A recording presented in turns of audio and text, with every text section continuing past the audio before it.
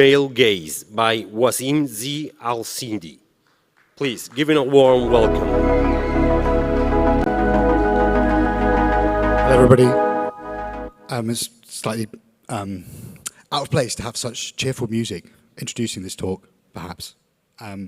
So the title of it is called The Chain Male Gaze, and hopefully the reasons for that will become apparent as we go on. But I'm sure you've all heard of the male gaze and the kind of externalities and, unfavorable things that come with that. But what about the chain male gaze? Well, hopefully we'll find out. Not got very long, so I'll try to, give you a survey of what's actually quite an extensive anthropological and philosophical research project. Okay, some pictures of big, strong men and their swords looking into the distance, perhaps thinking about lands to conquer. A short poetic refrain. The church and the network, zeal and time, death and money, all sides of the same coin. I want to talk to you about an interim project that led up to where we're going to, that was called Profit Motives, looking at the false stability of capital and how it animates motivations and desires in the technology space that might not be immediately apparent. For as long as there's been financial capital, risk and speculation have orbited, manipulated, and harnessed it as narrative feedback machines, simultaneously reading and rewriting realities. Markets exist as a distributed conversation between amongst speculators driven by profit motives and an appetite for divination and prophecy. Today, new strains of techno-colonialism are emerging, which are the latest of a series of echoes throughout Western history. An ascendant cabal of technology elites are attempting to reshape the world in their favor whilst hiding in plain sight behind the technologies that have enriched them. Theirs is a Promethean zealotry without faith, affecting an aura of divine sanction for the purposes of elevating the ego, enriching the chosen ones, and creating empires of various stripes. But was it not always so? I want to read you a short story, fictional speculation about where we might be going in the future. It's called Seething Like a State. Decentralization has a cost, the price of anarchy. The price is always due, but the rewards weren't cheap to reap. So solid CCRU. What most did not expect was that payment would become due at the grandest scales of governance. The Westphalia state, forged under the fire of peer pressure, was ambushed by upstart modes of power, opening new vistas of communication, commodification, and communion.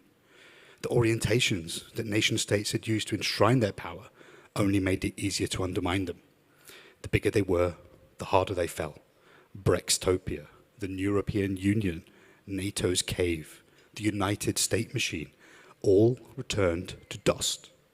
The decline in the nation-state in the Roaring Twenties became a canon of canonicity for an entire generation of soul traders. It wasn't even just the bit levers. In those days, there were many networks, many messiahs, many ideologics, all with their own profit motives. So, many of you have doubtless heard of this concept of the network state that has emerged in the last few years.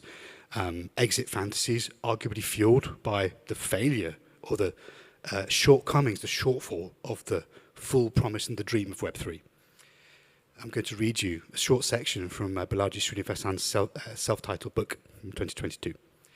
A network state is a social network with a moral innovation, a sense of national consciousness, a recognized founder, a capacity for collective action, an in-person level of civility, an integrated cryptocurrency, a consensual government limited by a social smart contract, an archipelago of crowd-funded physical territories, a virtual capital, and an on-chain census that proves a large enough population, income, and real estate footprint to attain a measure of diplomatic recognition.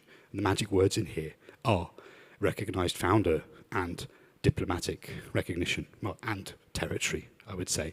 So these projects carry echoes, in my mind at least, of some of the earliest expeditions that set out from the West in search of new territories to conquer and subjugate. So, Many of you have doubtless heard of things like Liberland, Sealand, Seasteading Institutes. This is the Zaha Hadid-designed metaverse HQ of Liberland on the screen here. There's been so many attempts to make like crypto islands, Bitcoin cruise ships, and they've all failed. It's quite interesting. But what seems to be different now is the level of capital on hand as a result of market success of these technologies to the people that want to reshape the map of the world in their own, to their own preferences and to their own cause.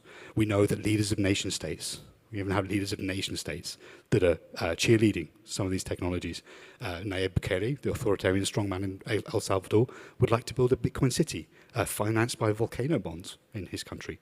He's not done it yet, but meanwhile, he's removed the judiciary, removed term limits, and instituted one-party rule. And most of the Bitcoiners are cheering this on. So I ask myself, are we still in this for the freedom?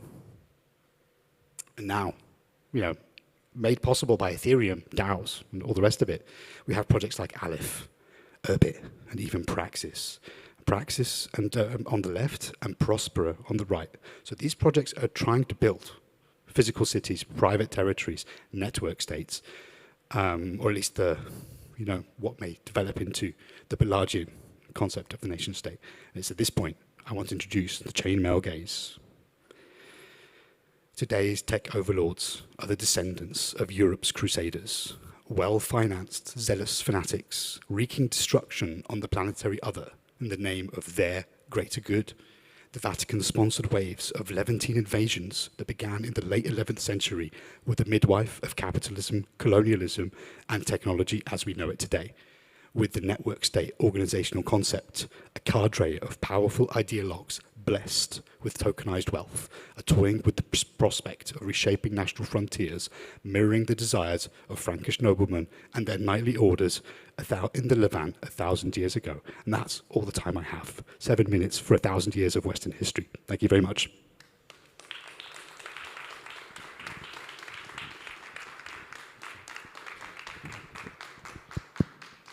Thank you, Wasim. That was awesome. Now we have the latest and not least talk of the day. We will have in just a few minutes the last conversation. I want to take this time also to invite you tomorrow to come to stage 2. We will have several talks here the whole day and afternoon. And now with my coffee, mycelial design patterns for Web3 and beyond, we have Jeff Emmett. Please give a warm welcome to Jeff.